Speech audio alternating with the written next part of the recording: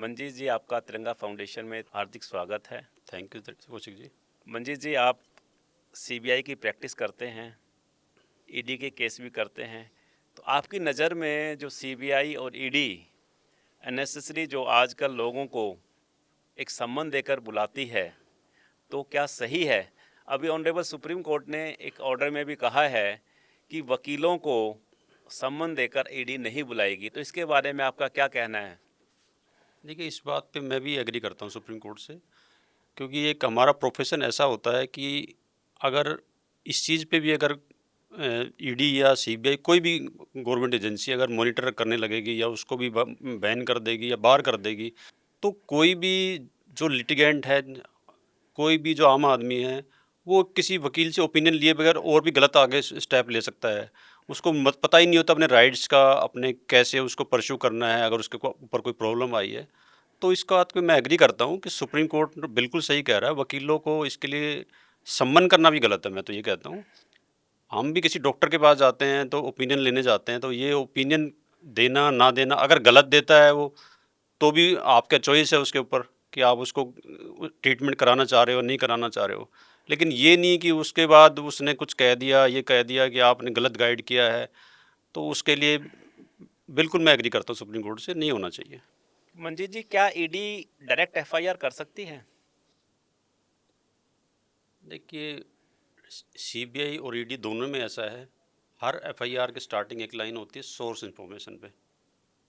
कर सकते हैं वैसे, हालांकि कोई बार नहीं है, अगर उनको कहीं भी पता चलता है तो शो मोटो भी कर सकते नहीं, हैं। नॉर्मली ये बताते हैं कि ईडी जो केस बनाती है, किसी एफआईआर को उठाती है और उसके अंदर देखती है कि मनी का ट्रांजैक्शन हुआ है, मनी लॉन्ड्रिंग हुई है या नहीं हुई है।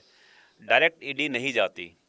तो इसके बारे में आपका क्या कहना है? देखिए, डायरेक्ट का वही है, जैसे अभी एक सुप्रीम कोर्ट ने रिसेंटली एक जजमेंट दी है, उसमें ये कर देगी कि अगर 2 लाख या 2 लाख से ऊपर की कोई भी ट्रांजैक्शन हो रखी है और उसको लेके जैसे आप कोर्ट में आ जाते हैं, चेक बाउंस के केस डाल देते हैं या किसी तरह की सिविल लिटिगेशन में भी आता था ये, तो उसके लिए कोर्ट ने भी अब नीचे के मजिस्ट्रेट्स के लिए उनके लिए भी कंपलसरी कर दिया अब कि वो जैसे ही ऐसी कुछ ट्रांजैक्शन का इशू आएगा, वो ऑटोमेटिक इनकम टैक्स अथॉरिटीज़ को इन्फॉर्म करेंगे। ओके। तो जैसे ये करने लगे हैं तो ऑटोमेटिक वही आ गया कि किसी एफआईआर में, किसी भी इन्वेस्टिगेशन में अगर कहीं पे पता चलता है तो वहीं से वो उठाते हैं कि इसमें भी इसमें ईडी की इन्वेस्टिगेशन की रिक्वायरमेंट है, तो रिक्वायरमेंट। उसके अकॉर्डिंग करते हैं तो वो। आपकी नज़र में ईडी सही काम कर रही है अभी? देखिए, सही गलत के लिए तो मैं इस पे कमेंट नहीं करूँगा जब नहीं, तक वो जनरल आपसे एक हर क्वेश्चन किया जा रहा है। हर केस गलत भी नहीं होता, हर केस सही भी नहीं होता। वो ट्रायल के बाद ही होता डिसाइड, उसके ऊपर हमें नहीं कहना चाहिए। लेकिन ऐसा है कई बार सब बट तरह से मैंने मैंने पॉलिटिकल सुन मिसयूज़ होता है मैंने इन ये चीज़ों सुना का। है कि सीबीआई की जो इन्वेस्टिगेशन होती है और उसमें एक्विटल ज़्यादा होता है। सीबीआई अगर मान लो 100 केस बनाती है तो 90 उसके एक्विटल हो जाते हैं। उससे बेटर जो इन्वेस्टिगेशन है दिल्ली पुलिस की है, ऐसा क्यों? ये बिल्कुल है ये।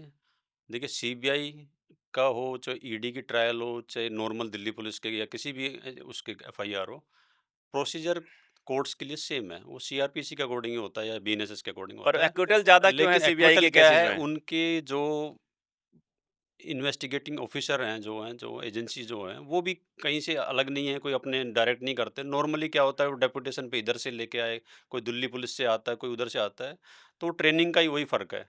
और ये थोड़ा-सा जो पॉलिटिकली थोड़ा कई चीज़ें होती हैं बड़े-बड़े उसमें, तो एक चीज़ को कॉम्प्लिकेट कर देते हैं, जिसमें जहाँ पे 10 विटनेस की ज़रूरत होती है, वहाँ पे इंश्योर करने के लिए कि हमारी वो है 100 विटनेस खड़े कर देंगे।